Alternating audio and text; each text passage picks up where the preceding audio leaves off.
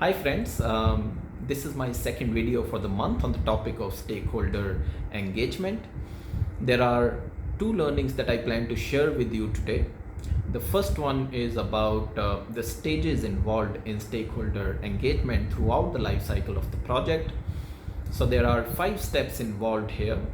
The first one is identification of the stakeholders. The second one is stakeholder analysis. The third one is about defining stakeholder engagement strategy or a communication strategy. Fourth is managing stakeholder expectations, and the final stage is monitoring stakeholder engagement. So these are the 5 stages involved in stakeholder engagement in any project, regardless of the size, big or small. I also plan to share with you a few learnings based on my experience on the very first stage, which is identification of the stakeholders.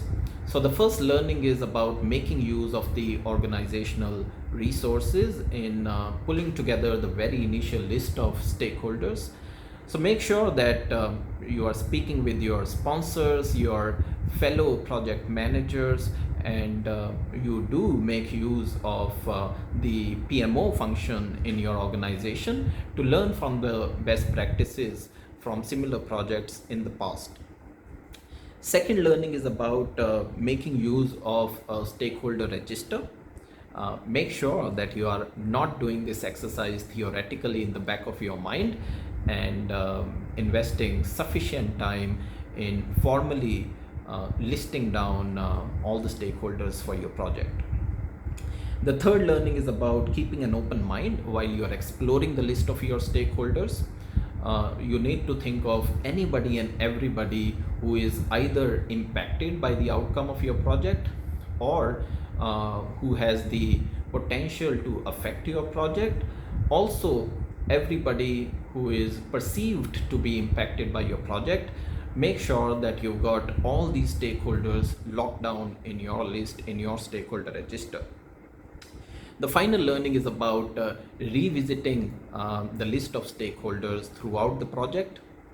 While you put down the initial list right at the beginning of the project, but along the way you figure out new people, new stakeholders, and a lot of the times the old stakeholders are replaced by the new one.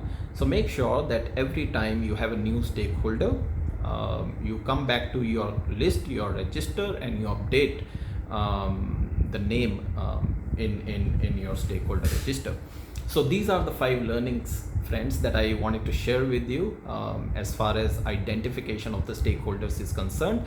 Very important stage. I would love to hear your thoughts, your experiences in the comment box.